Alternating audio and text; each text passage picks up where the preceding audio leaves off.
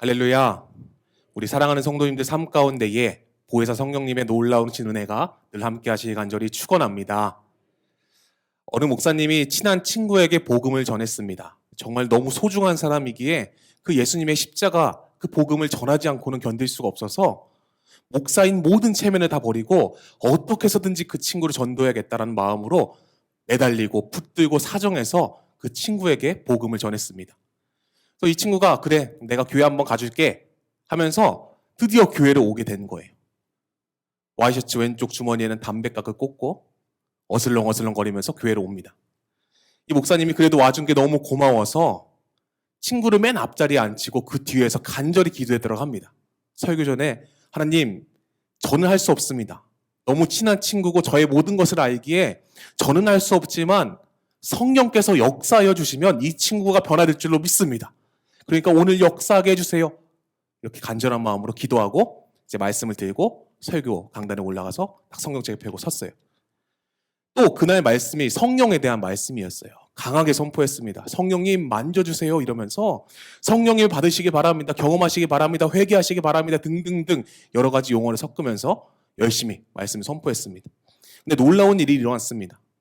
그 친구가 갑자기 왼쪽에 꽂았던 그 담배값을 빼더니 바지 뒷주머니에 넣고 갑자기 주머니에 손수건을 꺼내더니 막 눈물을 이렇게 막 훔치기 시작한 거예요. 그래서 막 은혜 받은 게 막 눈에 보이니까 이 목사님이 더욱더 감동돼서 열심히 선포했습니다. 성령님이 지금 여러분 안에 계십니다. 성령님을 만나시길 소원합니다. 그러니까 점점 이 친구가 오열하기 시작하는 거예요. 성령 경험한 거죠. 그렇죠? 예배가 끝나고 사람들은 다 돌아갔는데 이 친구는 일어날 생각이 없습니다. 엎드려서 막 울기 시작하는 거예요. 그래서 목사님이 옆에 가서 조용히 친구를 토닥이면서 왜 안 가냐고 물어봤어요. 그러자 이 친구가 내가 은혜를 받았는데 어떻게 그냥 가? 이러면서 막 눈물을 흘리는 거예요. 그래서 어떻게 하려고 빨리 가야지 집에. 아니야. 내가 은혜를 꼭 갚아야겠어. 내가 이 받은 그 뜨거운 가슴을 꼭 갚고 가야겠어. 이 교회에 혹시 목사님, 전사님 몇 분 정도 계셔? 한 다 합해서 10분 정도 계셔. 아 그래? 그럼 내가 그분들께 꼭 은혜를 갚고 갈 거야. 아니 어떻게 갚으려고? 말하자 이 친구가 의미심장한 미소를 짓더니 이렇게 말합니다. 내가 오늘 한 잔 쏜다. 네. 참 재밌는 일하지만 분명히 이 안에 많은 의미가 담겨 있다고 생각합니다. 성령님께서 역사하시면 사람이 바뀔 줄로 믿습니다. 초신자고 아무리 교회를 생전 다녀본 적 없는 사람도 성령님께서 강권적으로 역사하시면 그 인생이 바뀔 줄로 믿습니다. 이것이 바로 성령의 능력이라는 것입니다. 스코틀랜드에 R. 프루스라는 유명한 설교가가 있습니다. 어느 날 설교 시간이 다 됐는데 목사님이 이제 더 이상 나타나지 않는 거예요. 예배 시간에 이제 의자에 앉아 있어야 되는데 안 보이는 거예요. 그래서 이 비서가 다급한 마음에 서재로 막 뛰어갑니다. 목사님, 목사님. 근데 갑자기 목사님이 서재 안에서 누가 대화하는 소리가 들리는 거예요. 아, 지금 내가 문을 열면 안 되겠다 싶어서 조용히 그 문 앞에서 기다렸습니다. 근데 이런 얘기가 들리는 거예요. 당신이 안 가시면 나도 안 갑니다. 아, 당신이 가셔야 제가 갈 수 있어요. 이런 얘기가 들리는 거예요. 그래서 너무 궁금해서 문을 빼꼼히 열고 쳐다봤는데 무릎을 꿇고 이 프루스 목사님이 기도하면서 이렇게 고백하는 거예요. 하나님, 제가 설교할 준비가 다 됐는데요. 성령님께서 저와 함께 동행하시지 않으면 전 갈 수 없습니다. 성령님, 저의 마음 가운데 감동으로 지금 동행해 주세요. 라는 기도를 하고 계신 거예요. 그날 은혜가 없었겠습니까? 있었겠습니까? 네, 있을 수밖에 없었겠죠. 제가 이 예화를 찾다가요, 참 마음이 뭉클했습니다. 여지껏 설교를 하면서 성령님을 나는 얼마만큼 의지하며 이 강단에 서 있는가? 얼마만큼 설교를 준비하면서 나와 내주하시고 동행하시는 그 성령님을 의지하며 말씀을 준비했는가? 제 마음을 돌아보면서 참 회개했던 시간이 되었습니다. 말씀을 준비하다 보면요, 기가 막히게 잘 준비될 때가 있어요. 잘 준비된다는 것은 잘 써지는 거겠죠. 말씀도 잘 찾아지고 예화도 잘 찾아지고 정말 기가 막히게 한 편의 설교 완성하는데 일주일 정도 걸릴 정도로 너무 잘 찾아질 때가 있어요. 근데 진심을 다해서 고백드리고 싶은 거는 오늘 말씀 준비하는데 3주 걸렸습니다. 네, 믿으시거나 말거나. 그만큼 너무 힘들었어요. 그 힘든 게 아무리 쓰려고 해도 써지지가 않는 거예요. 그런 때가 있습니다. 우리 목사님들 아마 아시죠? 그렇죠? 잘 써지는 설교문이 있는가 반면에 아무리 내가 기도하고 노력해도 잘 안 써지는 설교문이 있어요. 오늘 말씀이 그랬습니다. 그래서 곰곰이 생각해봤어요. 왜 이렇게 말씀 준비하는 게 힘들까? 그렇게 잘 준비했던 말씀이 오늘은 말씀 좀 왜 이렇게 힘들지라고 생각해 봤는데 성령에 대한 설교여서 그런지 성령님께서 더 근심하고 기도하라고 저에게 시험을 주신 것 같아요. 그래서 저는 두려운 마음으로 열심히 성령님을 의지해서 설교를 들고 섰습니다. 그럼에도 불구하고 두렵고 떨려요. 성령께서 주시는 마음인 것 같아요. 그래서 오늘 이 저녁 시간 간절히 바라는 것은 이 두렵고 떨리는 마음으로 전하는 이 말씀 속에 성령님의 놀라운 은혜가 있을 줄로 믿습니다. 성령을 경험하시는 귀한 은혜의 밤이 되시길 예수님의 이름으로 간절히 축원합니다. 오늘 말씀인 요한복음 14장은요. 그 전에 13장과 같이 연결시켜서 봐야 돼요. 요한복음 13장에서는 예수님께서 제자들 곁을 떠난다라고 말씀하시면서 그 말씀과 더불어 가룟 유다와 베드로의 배신에 대해서 말씀하십니다. 그 말씀을 들은 제자들은 어땠을까요? 마음이 무겁고 불안하고 염려와 근심이 그들 가운데에 넘치고 찼을 것입니다. 그런 그들에게 오늘 말씀이 요한복음 14장에서 예수님께서는 그간의 교훈과 사역의 내용들을 간략하게 정리하시면서 말씀하시면서 육신의 눈으로 보이는 예수님 자신은 십자가에 달려 죽을 것이지만 보혜사 성령으로 너희 안에 거하겠다라고 말씀하십니다. 그와 더불어 보혜사 성령을 너희에게 보내주실 것이다라고 약속하는 장면이 우리가 오늘 읽은 요한복음 14장의 본문의 말씀입니다. 오늘 말씀 16절에 보니까요. 내가 아버지께 구하겠으니 그가 또 다른 보혜사를 너희에게 주사 영원토록 너희와 함께 있게 하리니 라고 말씀합니다. 여기서 이 보혜사라는 단어는요. 파라클레토스라는 단어인데요. 곁에서 돕도록 부름받은 자라는 뜻입니다. 뭐뭐 곁에 함께라는 파라와 부르다라는 칼레오의 합성어예요.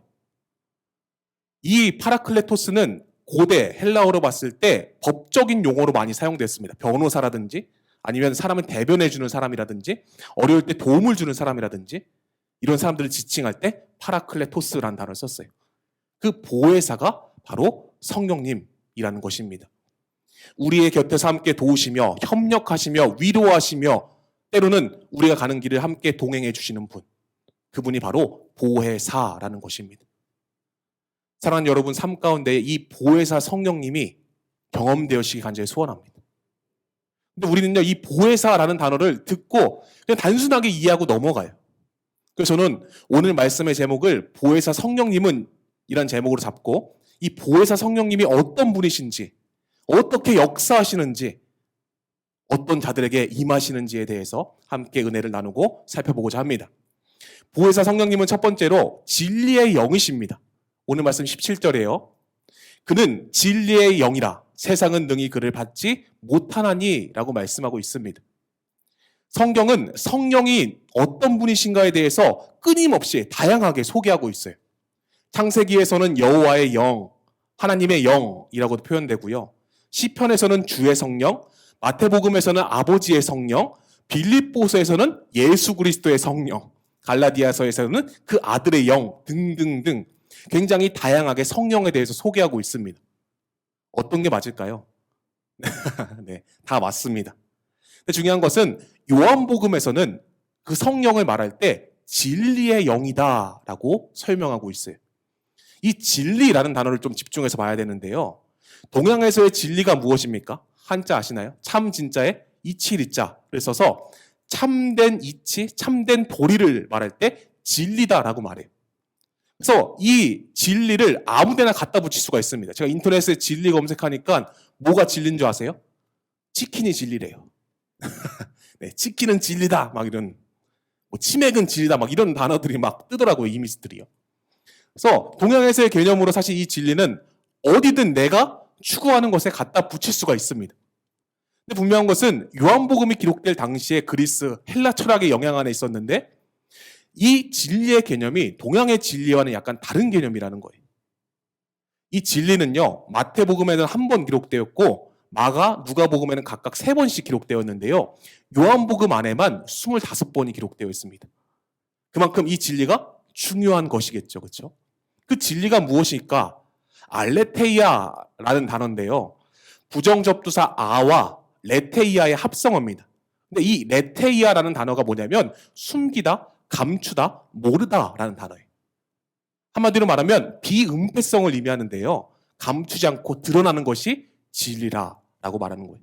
숨기지 않고 드러나는 것, 아는 것이 바로 진리다라고 요한복음에서는 말씀하고 있습니다.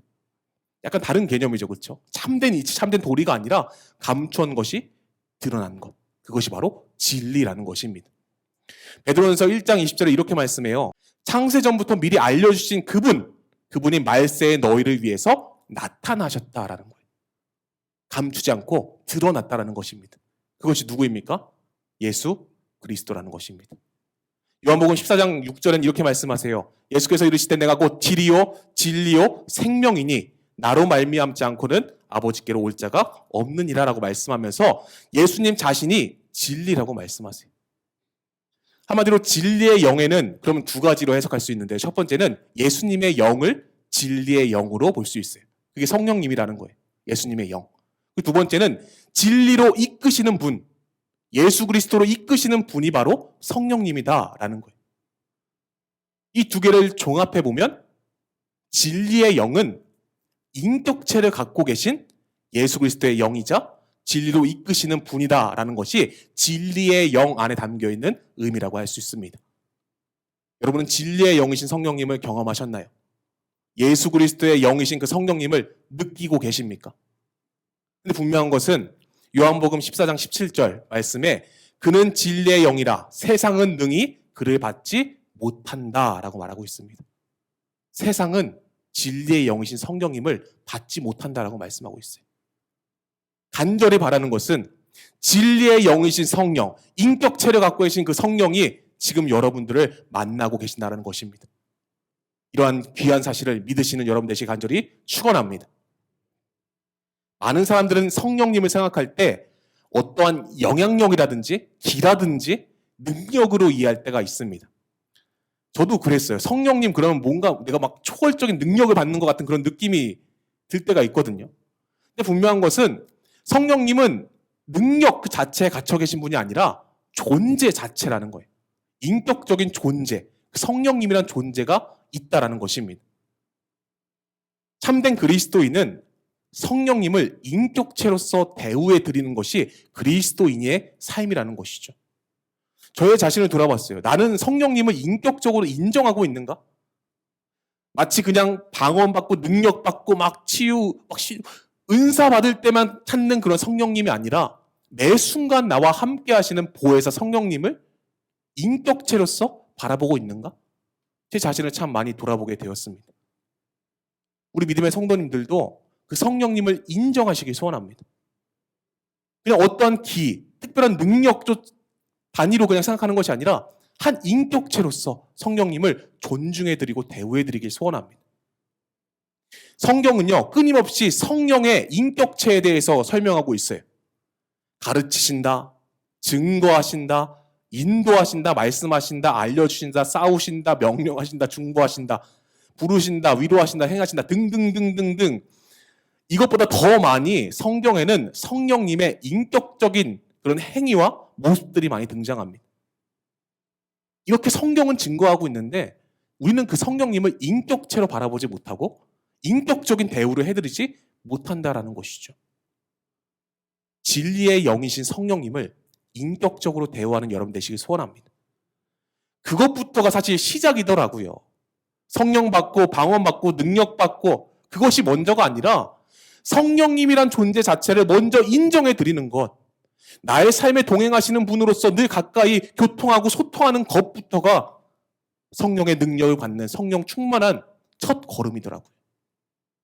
이런 성령, 진리의 영이신 그 성령, 인격체를 갖고 계신 그 성령을 대우해드리고 존중해드리는 저와 여러분의 삶이 되시길 예수님 여러분을 간절히 축원합니다.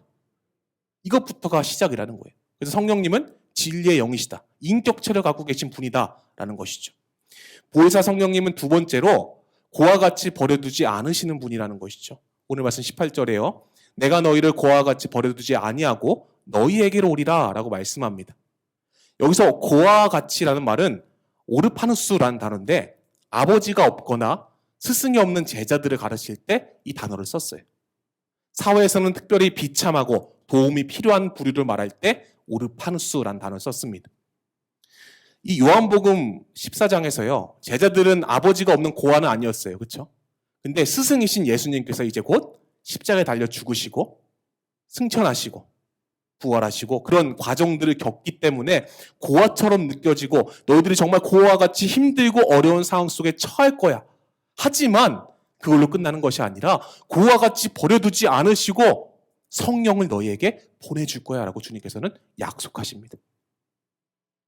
그런 성령님을 경험하기 소원합니다. 내가 너희에게로 오리라. 그 약속인데요. 현재 디포넌트 직설법인데 이것이 무엇이냐면 현재 이루어지는 것 같은 확실한 강조를 말할 때 성령님은 지금 우리 안에 오셨다라는 거예요. 고와 같이 버려두지 않으시고 지금 우리 가운데에 임재하시고 거하신다라는 것입니다.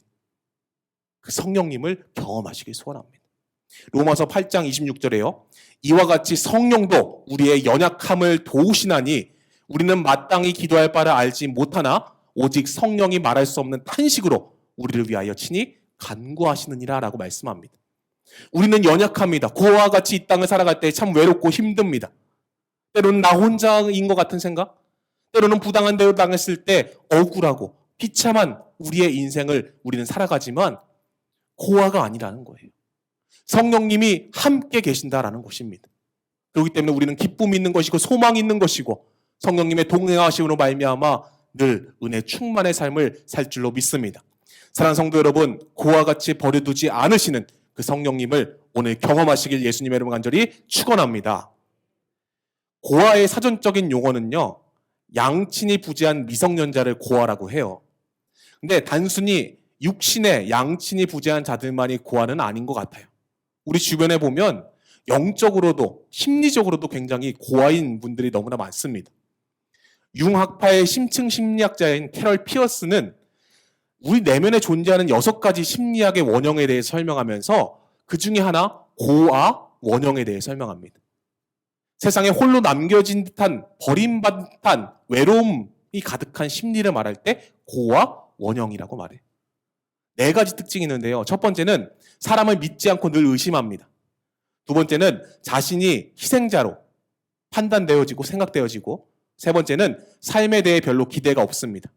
네 번째는 자신에게 왜 이토록 힘든 일이 계속해서 일어나는지 의아해하는 것이 바로 심리학적으로 보는 고아라는 거예요. 혹시 우리의 모습이 이 모습 중에 해당되는 게 있으신가요? 분명한 것은 성령님께서 우리와 함께 가시기 때문에 우리는 극복할 수 있고 이길 수 있음을 믿으시기 간절히 축원합니다. 로마서 8장 14절에 보니까요. 무릇 하나님의 영으로 인도함을 받은 사람은 곧 하나님의 아들이라. 할렐루야. 하나님의 영으로 인도함을 받은 사람, 그들은 하나님의 아들이래요. 성령께서는 우리를 고와 같이 버려두지 않으시고 하나님의 아들임을 끊임없이 증거하고 계신 거예요. 우리는 고와 같이 외로울 필요가 없습니다. 사람에 대한 하나님의 뜻이 있게 믿게 되고 자신을 그리스도의 희생의 산물이라고 생각되어지게 되고 또한 진리의 영이신 성령님과 함께함으로 기대와 소망을 가지고 이 땅을 살아갈 수 있습니다. 그리고 마지막으로 지금 나에게 찾아온 고난이 하나님의 뜻임을 깨닫게 되는 것이죠. 그게 성령님이 고와 같은 우리에게 찾아왔을 때에 우리가 누릴 수 있는 축복이라는 것입니다. 사랑하는 성도 여러분, 고와 같이 버려두지 않으시고 우리를 붙드시고 인도하시는 그 성령님을 만나는 귀한 여러분 되시기 간절히 소원합니다. 사모하시길 바랍니다. 고와 같이 버려두지 않으신 그 성령님을 사모했을 때 우리는 만날 수 있다는 거예요. 그 성령님, 내가 힘들고 어려울 때 늘 나와 동행하시며 위로하시며 탄식하는 그 성령님의 음성을 경험하기 소원합니다. 우리는 우리 스스로 귀를 막고 나는 고아야, 나는 할 수 없어, 나는 연약해 자책하고 비난하며 살아가지만 그때 우리와 함께 하시며 탄식하는, 그때 우리와 함께 하시며 우리의 연약함을 붙드시는 그 성령님을 경험하는 여러분 되시기 소원합니다. 보혜사 성령님은 고아와 같이 우리를 버려두지 않는 분이시다. 이 믿음이 오늘 여러분 가운데 있기를 간절히 축원합니다.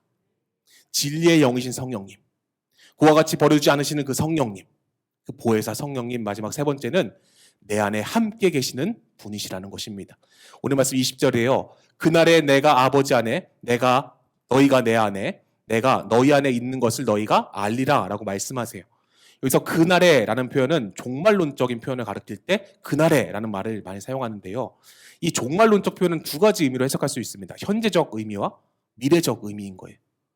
내가 너희 안에 있다라는 것을 현재적으로 해석하면 보혜사 성령으로 인해서 지금 성령님이 우리 안에 계십니다. 미래적으로 보면 예수 그리스도의 재림과 부활의 날을 예수님께서는 말씀하신 거예요. 내가 너희 안에 있다. 이 두 가지 의미가 우리 그리스도인의 삶인 것 같습니다. 그래서 제가 생각해 봤어요. 그리스도인의 삶이 무엇일까?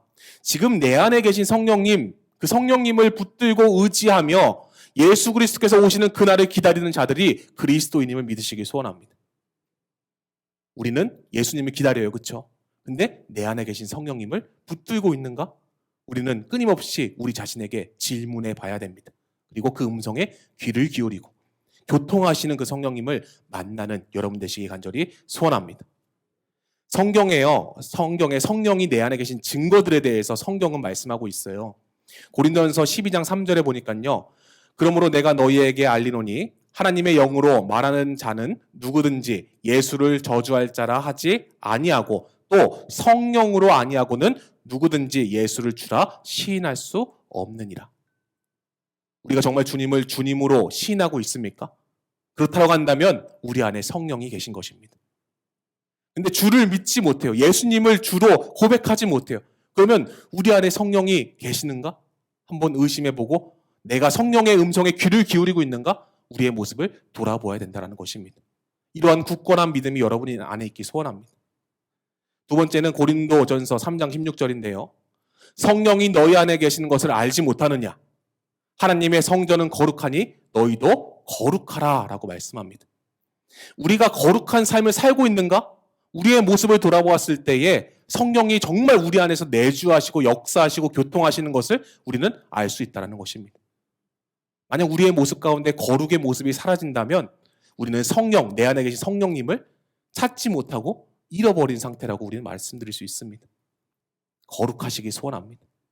거룩을 통해 내 안에 계신 성령님께 집중하는 저와 여러분의 삶이 되시기 간절히 축원합니다. 마지막 세 번째로는 나의 생각과 말들로 성령님이 드러나고 있는지에 대해서 우리는 생각해 봐야 되는데요. 마태복음 10장 19절에서 20절에요. 이렇게 말씀합니다. 너희에게 할 말을 주시리니 너희 속에 말씀하시는 이 곧 너희 아버지의 성령이시니라. 우리의 언행을 한번 돌아보시기 소원합니다. 우리의 언행 가운데 정말 성령님이 묻어 나오십니까? 성령님의 놀라운 능력이 우리의 언행 가운데 나타나고 있습니까? 그렇지 않는다고 한다면 우리 안에 내주하시는 성령님께 한번 집중해 보시고 귀를 기울이시는 저와 여러분 되시기 간절히 소원합니다. 제가 제 안에 계신 성령님을 인격적으로 경험한 사건이 있는데요.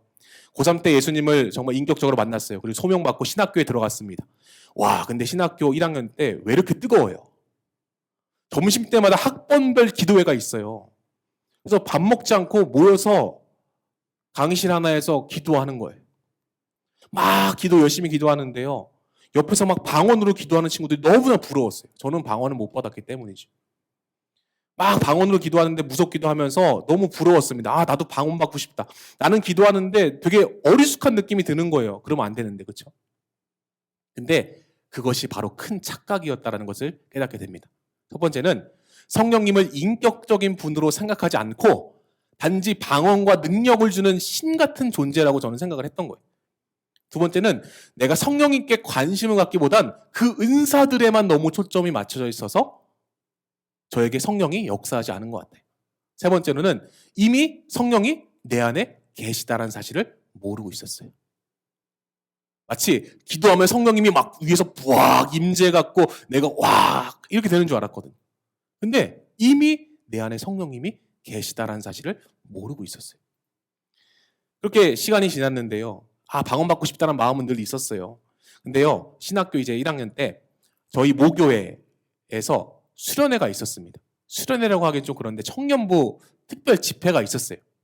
그러더니 토요일 저녁 7시까지 모이라는 거예요. 그래서 막 쫄랑쫄랑 갔더니 어디 수련회 장소로 이동하거나 기도원을 가는 게 아니라 교회 지하에 이제 예전에 담임 목사님이 사셨던 구 사택이 있어요. 거기 거실에 동그랗게 앉아갖고 집회를 한다는 거예요. 또 이름이 성령 집회예요. 그래서 야, 이런 데서 성령 받을 수 있을까 고민했습니다. 왜냐면 저는 성령 받는다 그러면 오살리 기도원이나 이렇게 기도원 가서 막 부르짖고 기도할 때 막 아주머니들 막 쓰러지고 막 입신하고 막 이런 장면만 생각했거든요. 근데 또 이제 인도 선교사님이 오셨어요. 김도마 선교사님이라고 오셔갖고 이런 말씀을 하시는 거예요. 여러분, 지금 여러분 안에 임재하고 계신 그 성령님으로 인해서 오늘 저녁 성령께서 여러분을 만나주실 것입니다. 제가 콧방이 꼈죠. 아, 성령님, 내가 성령님이라면 이곳에 안 오겠다. 이런 생각이 들었어요. 네. 두 번째로 이렇게 말씀하시는 거예요. 그 성령님께서 오늘 여러분을 만나주시는데 특별한 은사들을 여러분에게 부어주실 것입니다. 그래서 기대는 되는데 장소가 너무 거실에서 동그랗게 앉아서 뭐 스피커가 있고 마이크가 있는 것도 아니에요. 그 선교사님 그냥 그 책상 하나 놓고 거기서 말씀 전하시는데 와, 무슨 내가 성령이라도 여기에 임재 안 하겠다는 생각이 들었습니다. 근데요, 말씀을 듣는 족족 제 마음에 칼같이 찔리는 거예요. 성령께서 역사하신 것 같아요. 지금 생각해보면요. 내 안에 존재하시고 임재하신 그 성령님을 내가 인격적으로 대우하지 않았다는 생각에 막 칼같이 막 찔리는 제 자신을 경험했습니다. 그리고 기도 시간이 됐는데 갑자기 가슴이 뜨거워지는 거예요. 그리고 저도 모르게 기도가 나오는데 이런 회개의 기도가 나왔습니다. 나와 함께 하시는 성령님을 인정하지 않았던 저의 죄를 고백합니다. 늘 나와 함께 하시고 나와 소통하기 원하시고 교통하기 원하시는데 내가 일방적으로 차단했던 나의 연약한 모습을 회개합니다. 근데 막 눈물이 나고 기도하는데요. 어느 순간 소리 지르며 기도하는데 혀가 굳어지는 거예요. 근데 선교사님이 제 귀에다 대고 더 크게 기도하라는 거예요. 저는 그때 방언을 경험했습니다. 혀가 굳어서 기도하는데 그냥 말이 나왔어요. 그렇게 2시간을 기도했던 것 같아요. 그 거실에서. 그 아무 스피커나 이런 거 장비 없는 허름한 곳에서 청년들 12명과 함께 방언 받았습니다. 성령은요, 장소에 상관없이 우리의 마음 중심에 계시기에 간절히 원하면 임하시더라고요. 제가 그 사실을 깨달았습니다. 아, 내가 너무 교만했구나.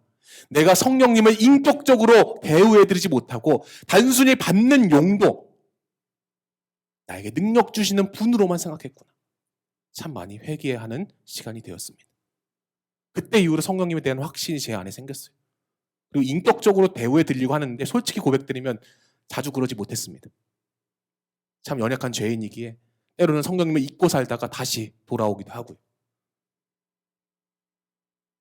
간절히 바라는 것은 여러분과 함께 하시는 성령님. 그 성령은 우리가 기도할 때 저 멀리 계시다가 임하시는 분이 아니라 지금 여러분 안에 계신 그 성령님. 그 성령님과 소통하고 교통함을 통하여서 놀라운 하나님의 능력들을 경험하시는 저와 여러분 되시길 소원합니다. 우선순위가 있다 그랬죠. 그렇죠? 첫 번째는 성령님을 인격적으로 먼저 대우해드리고 그 다음에 간절히 사모해야 되고 그때에 성령께서 우리에게 임하셔서 놀라운 능력을 세워주셔서 교회를 세우고 또한 연약한 자들을 세우는 놀라운 하나님의 능력을 부어주신다는 것입니다. 사랑하는 성도 여러분, 우리와 내주하시고 교통하시고 함께 하시는 그 성령님을 만나시는 저와 여러분 되시길 간절히 소원합니다. 이미 만난 분이 계시다면 그 성령님을 처음 만났던 그 뜨거운 감동을 다시 회복하시길 간절히 소원합니다. 그때 성령님으로 인해서 참 연약하고 힘들고 이 코로나19라는 어려운 시대를 통과하고 있지만 나와 함께 하시는 그 성령님, 고아와 같이 버려두지 않으시는 그 성령님, 그 진리의 영이신 성령으로 인해서 넉넉히 승리할 수 있는 믿음, 우리의 어려움이 감사로 변하는 놀라운 축복의 인생들이 되시길 예수님의 이름으로 간절히 축원합니다. 오늘 말씀을 정리합니다. 보혜사 성령님은 첫 번째로 진리의 영이시라는 것이죠. 인격적인 분이라는 것입니다. 두 번째는 고아와 같이 버려두지 않으신다라고 말씀하십니다. 그리고 세 번째는 내 안에 함께 계시는 분, 내주 역사하시는 그 성령님을 만날 수 있다는 것을 여러분 믿으시기 소원합니다. 사랑하는 성도님들 삶 가운데에 그 보혜사 성령님이 지금 우리와 함께 하시고 동행하시고 또 우리와 교제하길 원하시고 소통하길 원하시고 우리를 찾으신다는 사실을 가슴 깊이 경험하시고 오늘 이 저녁 시간 뜨겁게 기도하심으로 그 성령님을 경험하는 놀라운 은혜가 지금 이 자리에서 있길 소원하고 성령님을 만났던 그 뜨거운 감동이 회복되어지는 은혜가 있으시기를 예수님의 이름으로 간절히 축원합니다. 기도하겠습니다.